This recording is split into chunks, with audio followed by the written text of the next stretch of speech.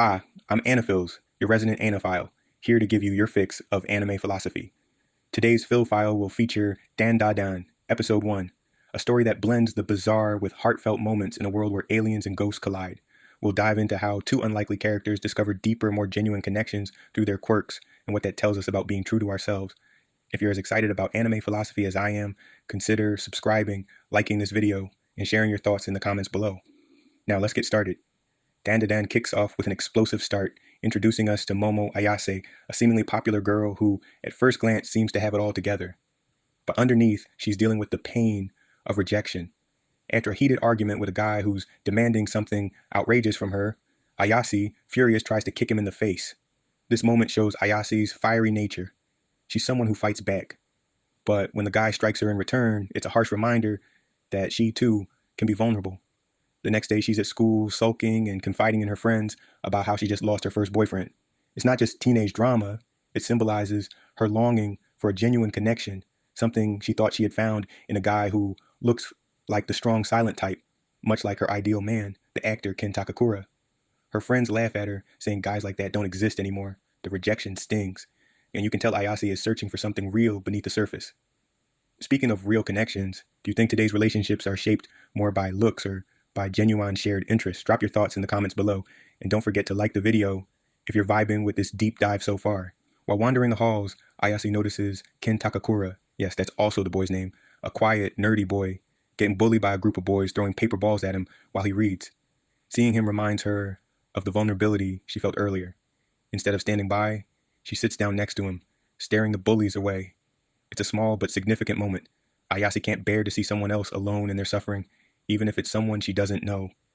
Ken, thankful and curious, follows her afterward.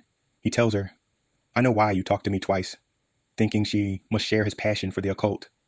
Ayase, already feeling emotionally raw, cuts him off, saying she doesn't believe in aliens, just ghosts. It's not just a casual belief for her. Her connection to ghosts comes from her grandmother, who was a medium. For Ayase, ghosts are tied to her family and identity. What follows is a heated debate. Aliens versus ghosts. Which one is real? Ken, deeply obsessed with extraterrestrials, argues his case while Ayase stands firm on her belief in ghosts. They make a bet. Each will visit a location tied to the other's belief, and whoever is proven right will win a lackey for life. This challenge, while playful, symbolizes something deeper. Both Ken and Ayase are searching for proof that their oddities, their quirks, matter.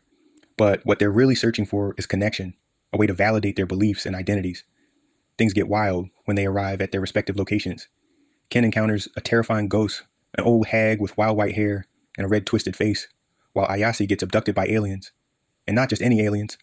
These ones are dressed in creepy Mr. Rogers-style outfits, asking Ayase to reproduce with them.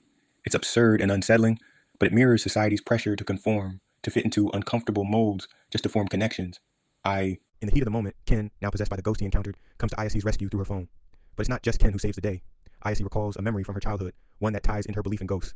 Her grandmother had taught her to channel her chi, her inner strength. But as a child, it made her different, leading to teasing and rejection. Now, in this critical moment, Ayase taps into that power, using it to fight off the aliens. Quick pause here. Have you ever had a unique talent or quirk that made you feel different, but eventually became your strength? Let me know in the comments. And while you're at it, hit that subscribe button so you don't miss more anime philosophy breakdowns like this one. This moment is more than just action, it's symbolic. Ayase's chi, which once made her feel out of place, becomes her greatest strength. It's a powerful metaphor for embracing the parts of ourselves that we once felt ashamed of. The same goes for Ken. His obsession with aliens, something that made him a target for bullying, leads him into this strange adventure where he can show his own form of courage. By the end of the episode, the bond between Ken and Ayase begins to form, as they now rely on each other to break the curse that haunts Ken. In a sweet gesture, Ken offers Ayase his clothes after she's left without hers during the alien encounter. It's a moment of vulnerability and care between two characters who initially seem worlds apart. But here's the kicker. Ken, still awkward, says, "Please put some clothes on or I won't be able to think straight." Ayase's heart skips a beat because he sounds just like her ideal type, Ken Takakura, the actor she's always admired for his strong, silent demeanor. Ayase is taken aback, and for the first time, looks at Ken in a new light. "What's your name?" she asks, already intrigued. And when he responds, "Ken Takakura," it's as if the universe is playing a cosmic joke. She stares at him, awestruck, realizing that the very person she thought would never exist in this era has been standing in front of her all along, albeit in a very unexpected form. What can we take away from this first episode of Dandadan? One powerful theme is embracing your quirks. Both Ayase and Ken connect not through superficial traits like looks or social status, but through their shared belief in the strange and the unknown. For Ken, it's aliens. For Ayase, it's ghosts. What initially sets them apart ends up bringing them closer together.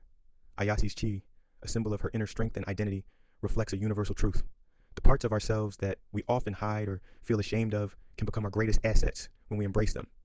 The moment she uses her chi to fight the aliens is a metaphor for how our unique qualities, when accepted, can empower us. For Ken, his belief in aliens, something that made him a social outcast, becomes the very thing that leads him on this adventure with Ayase. The episode suggests that the best connections in life often come from the quirks we try to suppress, and when we stop trying to fit into societal norms and start embracing who we really are, we find people who truly understand us. If you found value in this breakdown, why not subscribe and share this video with a friend who also loves quirky, deep anime? Your support helps grow this community of anime philosophers. The bond between Ayase and Ken is a reflection of this. By accepting each other's differences, by believing in something greater than themselves, they begin to form a connection that's based on authenticity, not appearances or status. In the end, Ayase's ideal of the strong, silent type, embodied by the actor Ken Takakura, unexpectedly comes to life in the most unconventional way through the nerdy, bullied boy. Thanks for watching.